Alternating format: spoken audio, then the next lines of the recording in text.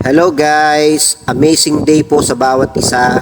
I pray na okay ka lang sa araw na ito at laging masaya sa buhay.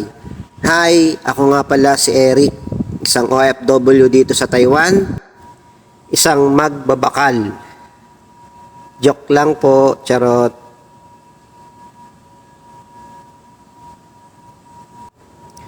Yan nga pala yung Mr. Pogi ng aming company. Broken hearted yan.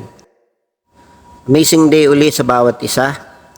So napakagandang umaga at araw na binigay ng Diyos sa bawat isa.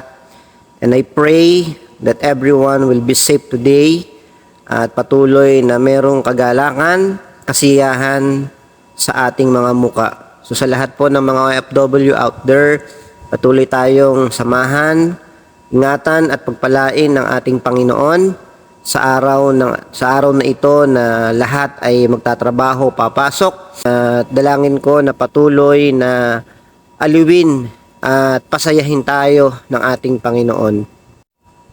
Sa lahat po ng nakakaranas ng kalungkutan, dalangin ko na bigyan tayo ng kagalakan ng Panginoon at bigyan ng kasiyahan sa araw na ito.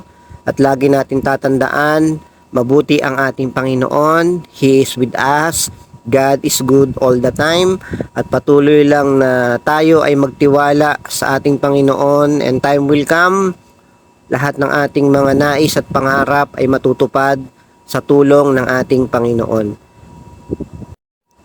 Enjoy lang natin ang ating trabaho araw-araw at patuloy na magtiwala sa ating Panginoon.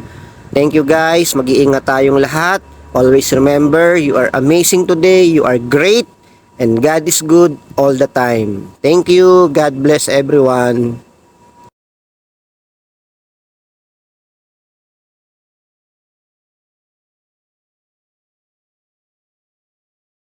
Like, follow,